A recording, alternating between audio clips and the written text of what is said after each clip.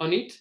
I will be very, very pleased now to welcome my distinguished speaker, Pradeep Monga, who is a former Deputy Executive Secretary from UNCCD and former Director at UNIDO, currently based in New Delhi and most of the time in Vienna, but it's a very cross-border and global representative for this panel. And also welcome John Weiss, who is the founding executive director from Climate Lake Group. He is also the specialist and expert in climate finance and former US Department of Treasuries based in US, the north part of the US. What will be your, I will say, your key point to highlight to bridge some agendas, to bridge some topics who are running in silo? And what will be your first input, yes, for the introduction? Yes, please, Pradeep, the floor is yours. Thank you, Fabrice. Thank you, colleagues, for having me on this panel. I have been hearing Fabrice, you and other speakers in earlier panel also, and of course, I have been following up what is happening in COP26 at Glasgow. As we speak today, Glasgow COP26 is all about action, all about implementation. We have seen very positive pledges on net zero emissions, goals, very important pledges on limiting methane emissions, limiting coal thermal plants to have decarbonization of energy sector, and of course, pledges on funding. But when we come on action, on implementation, which is the key point under COP26, and that's where International Climate Agency comes in. Let me try to put it in the broader context, the whole issue. Because when we want to address climate change, we need multi-stakeholder, multidisciplinary, and multi-actors approach.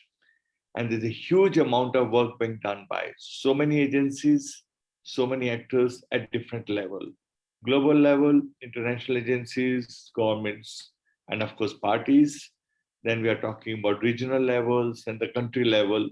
And then we come down to the private sector and civil society on the ground along with communities. There's a huge amount of data being created, shared, presented. And that's where, when we talk about UNFCCC processes, it's time to strengthen that process. And that's where I feel when we have this incredible amount of data, which are being also, of course, used by NDCs for reporting on their progress for their countries, we are talking about three things which I want to highlight. One is we need to have convergence. Convergence where all actors and this, you can say institutions must converge in their approaches so that there's less of overlap and more of synergies in their work. At the end of the day, we all want action which has impact on the ground. We not only address climate change by limiting temperature 1.5 degree, but also we equip, empower communities, private sector, civil society, and of course the governments to really move forward, to use it as an opportunity to create jobs, to build back better. At the same time, we are trying to work on the issues which can have win-win situation for economies, for financial sectors, and of course for the communities. Second is time for integration. Like Fabrice will recall that we have discussed it on many forums. There I find, and of course many of my speakers must also look at that and converse there, agree with me that still we deal with climate change, biodiversity, and land agenda in silos. It's time to have integration of biodiversity, land, climate, energy, water, all these issues coming at more on holistic approach. It's time to have integration.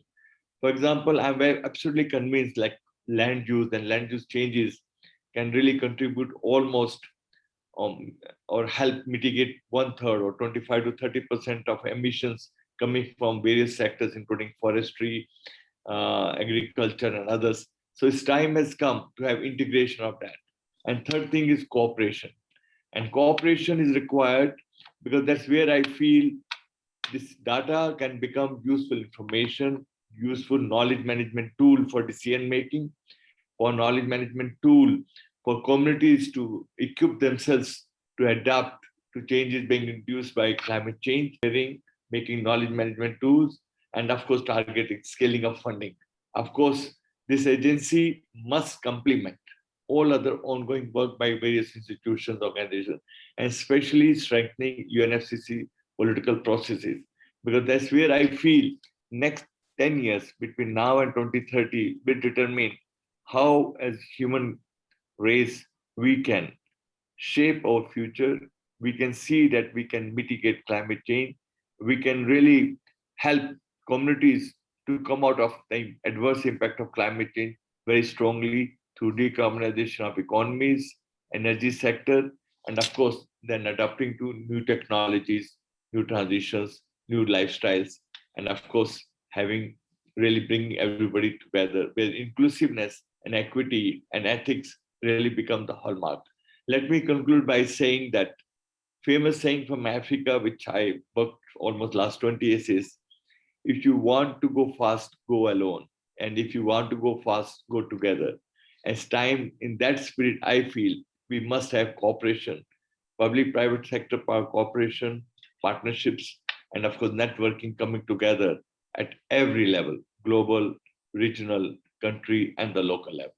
So that's the way to go. And I'm very sure the time is right to really think about setting up an international climate agency. Yes, thanks, Pradeep. Thanks a lot for your broad overview and all the I will say the key mechanism who could run much more efficiently, and how the ICA, the International Climate Agency, could allow us not only as a side tool, but as an enabler connecting with the already framework that already exists. The ICA could act, could play, could embody like an enabler, as not an aside body, but an integrated body with the already framework that exists. It's a great question. Thank you very much. Pradeep, it's humbling to follow your wise words, and thank you. You said some really important things. Took note of a couple of them. Maybe we can follow up in conversation after. I'll try to answer your question best I can, Fabrice, and thanks very much. I think the public-private partnership, in my view, public-private partnerships is the quintessential piece. It's a very difficult piece to achieve, though, I think also because it requires a kind of a convergence of interests. In my work these years, one word has come to the top, and that has been incentive. What is the incentive to do something, to make a decision to act, to go back to the cup, and what you're saying as well, Pradeep. Now is the time of action. So, bridging public and private interests, bridging public-private partnerships. I think the last word is the key one. It is really about partnerships.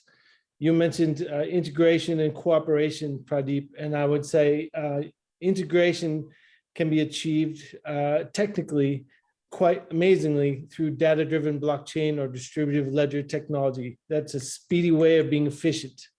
It's a mechanism, it's a tool, it's a technology tool. Caroline, you spoke about that from Kenya, and blockchain technology can also be put into these beautiful smartphones and be carried around the planet by people to help them benefit from the opportunity of the climate crisis. I do think this is an amazing global opportunity to transform. As you, I think, I like the way you put it, especially Fabrice.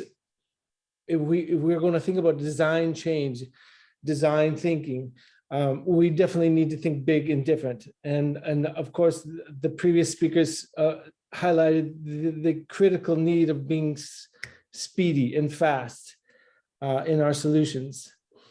my experience of the last years has been with blockchain technology, and so the convergence of data, which is instantaneous, and efficiency can be achieved through algorithmic design.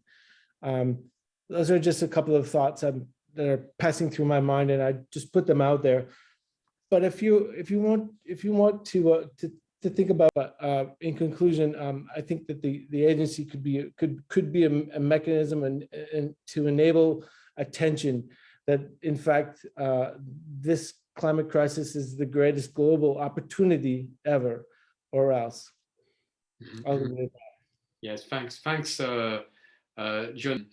Yes, back to you also, Pradeep. I would like to have, for the second question, the second part, we need natively an ethic committee to manage all those processes. It's beyond politics itself. Mm-hmm. And thank you, Fabrice. Thank you, of course, John, for really putting many things in the right context. Let me just clarify one issue before I come to Fabrice's question is, when I was suggesting that we should have a global partnership, a platform or institution like ICA, it is simply to support UNFCCC, because UNFCCC is the legally bound global treaty on climate change, where parties and countries are there. This institution, what we are suggesting is how that can act more like an enabler and facilitator in critical areas where coordination can scale up the impact, scale up the action, scale up the funding, and above all, help those communities to really mitigate or adapt to challenges or given by climate change.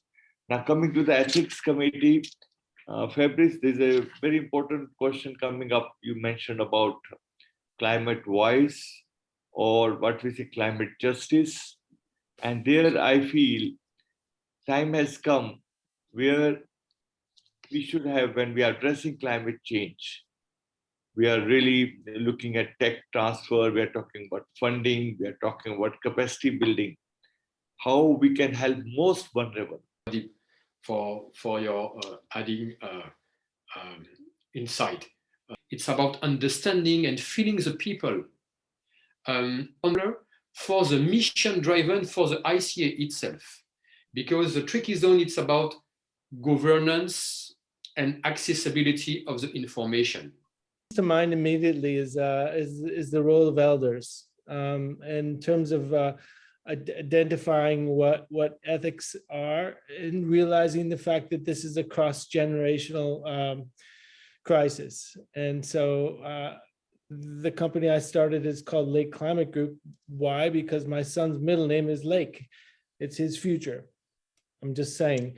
I think having this ethics drive the mission of an ICA is a wonderful and critically important idea.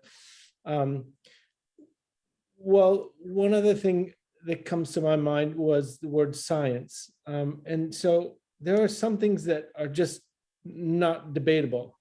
Science is not debatable. And for the most unfortunate reasons, especially in this country, the climate crisis has been politicized. It's not about politics. Of course, we all know that. It's about science. It's about physics. It's about math. It's also, as you beautifully spoke, Pradeep, it's about people. And Caroline mentioned this as well in terms of relating with communities. And our other colleagues spoke about the role of mayors, the space agency, GLAS. Integrating the concepts of global ethics is a remarkable concept, but we have lots of how can I say examples to point to. And I do like the word hallmark that you used earlier in your question, Fabrice. If this, what is going to be a hallmark of this ICA? I think ethics could be exactly the right highest ideal, highest importance. It can even produce a legal structure around it. The climate law is ultimately driven by ethics. Democracy or justice is about ethics. I mean, they're all interpretations, and we have mechanisms like the judicial system to hopefully bring justice to the top and to the fore. But maybe that's, I'm thinking out loud, but maybe another way to think about the ICA is to think about it in terms of justice. It's an enabler of justice. I think UNFCCC is a fantastic, hugely complex organization that's gotten us very far along. But there are deficits and there are missing elements to this, and maybe the ICA could play kind of that key role in highlighting the importance of ethics. One maybe final thought is, you know, this climate crisis is an enabler itself, and it, in my view, transcends traditional concepts of sovereignty. And so when we talk about multi-level governance or cross-sector partnerships, it does require creativity, and it does require new concepts of we. In other words, we're on this call instantaneously around the world together. How remarkably cool. But the fact is, we're all in this together, whether our friend from Kenya or our friend from South Asia or from this boy here in Minneapolis or you in Paris. I mean, there's a common thread here that truly is global, and I think ethics is a driving, how can I say, what's the word? It's a very harmonizing concept, a really harmonizing ideal to throw at the front of the ICA. I think that's true. I don't know if I answered your question exactly, but those are just some passing thoughts. Sure. I do have the term of, I will say, redefining, refilling the we concept. I will just time we don't have. It will be a miss. To don't bridge the time gap will be the big miss. Fabrice, thank you so much. I mean, you are absolutely right that time is running out for all of us. John mentioned very clearly, and I was very happy when he was mentioning that how we need more of enabler or facilitating approaches when we talk about ICA. When you ask this question that what ICA can do, in my view, time has come of two things. We must start thinking out of box. Business as usual will not work. It's very clear. I was very much encouraged. Well, I may differ with many speakers that I was very much encouraged by the positive vibes, positive declarations, and even despite a lot of huge challenges COP26 is facing, and I'm very sure that we'll have a very good, strong, positive outcome at COP26. But I do believe that ICA, like Ron mentioned, that we must be looking at looking at the gaps within the whole approaches, where it can fill in those gaps. But let's just take one example: information, data, and information. Can ICA help making that huge amount of data into a knowledge information and a knowledge management tools for decision making at different levels? Can it be in public domain where everybody around the world can see the progress being made, action being taken on the pledges being made by leaders and the countries, pledges being made by the private sector leaders, the private companies, the huge corporations, that they will contribute not only the funding, but also know-how, and they also walk the talk to really address climate change. So here we are talking about social accountability, we are talking about global transparency, and we are talking about using those tools for decision making at different levels. because in my view, this one area itself can justify a new institution like ICA to play a very meaningful role. We are already talking about 2050, but if you ask me personally, 2050 is very far, 30 years. 39. Time has come to really look at our having ambition to really limit or come to net zero emissions by 2030 or 2035, not more than that. And that will require huge sacrifices, that will require huge, you can say, complementing the funding, not only from the government side or international organization side, but also South-South cooperation and North-to-South cooperation. That will require huge enablers. And ICA can play that enabling role very meaningful way. And coming to the third point, like we mentioned earlier, partnerships. ICA can play a very meaningful role in strengthening the ongoing partnerships and forging and fostering new partnerships at different levels. And that's where it's not only business to business or not only from public to private sector.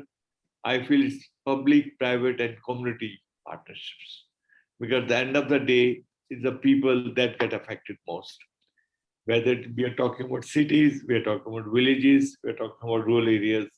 And in my view, ICA can come up with those approaches which can really advance, promote nature-based solutions.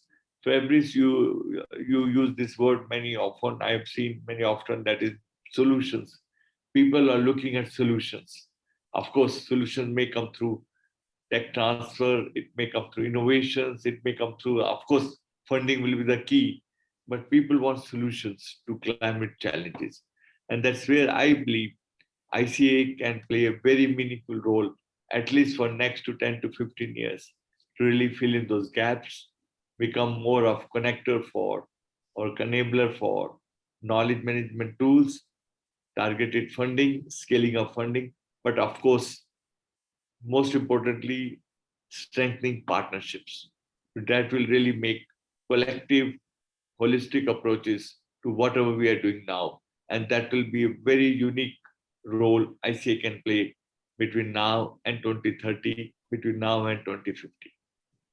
Pradeep, for highlighting and strengthening all the point we have to put and to share for all the participants.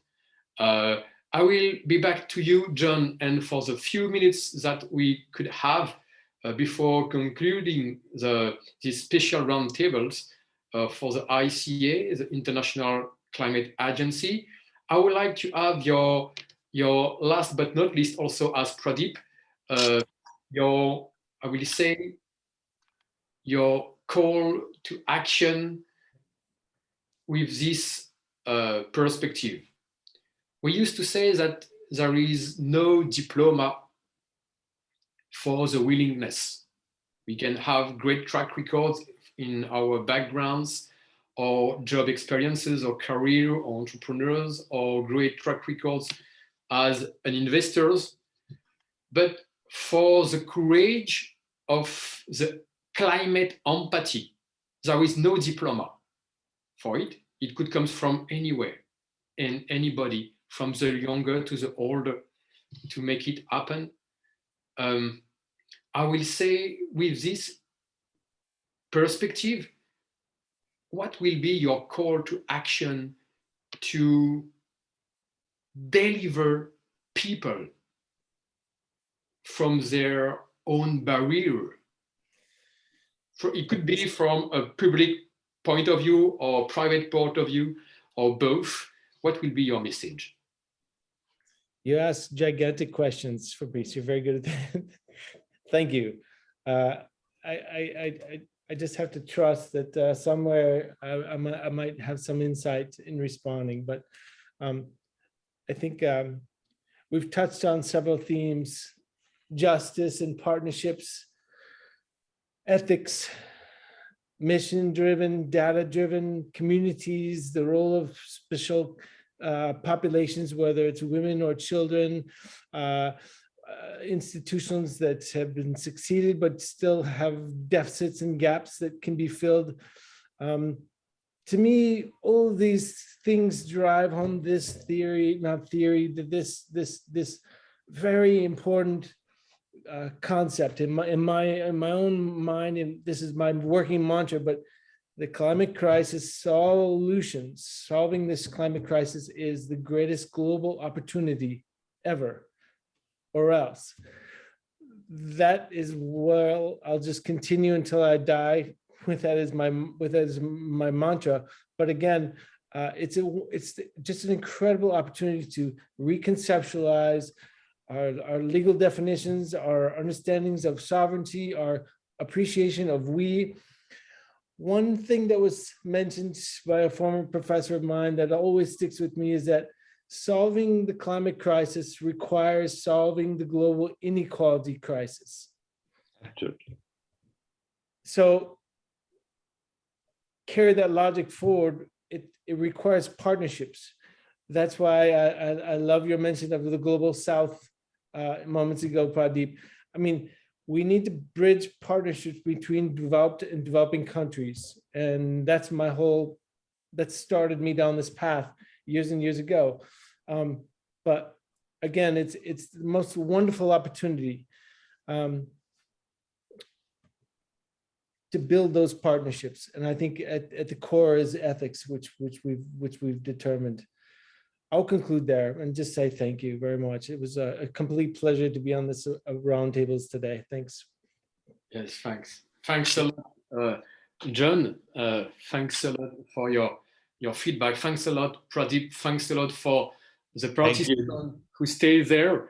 And just to conclude briefly, this is very helpful for, I hope that for all of us, roundtable.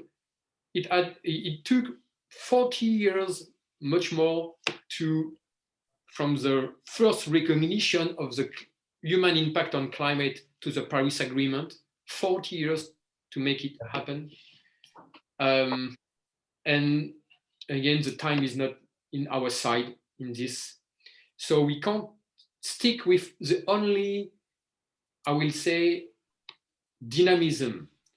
It's going to work by itself with the net zero pledges, with the new kind of agreements, neither by the voluntary, only the voluntary contributions. If we just count on it, it's just a matter of betting on something.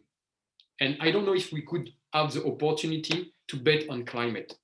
Yeah. You have to solve. We can't bet. It's like investing. Investors, people like to bet on asset to make some greater value, but for climate, it's not a matter of betting on something. It's about building a solution and co-building a solution. Now the tech is there, the capital is there, they could converge in blended finance, probably the blended knowledge from the tech or the science part, and the elder and the older and the native indigenous community who have the knowledge to meet these natural-based solutions. We have to not to ignore each of us, but to collect each of them in the same box to find innovative ways. May that I will say the ICA could be this enabler, this one-stop shop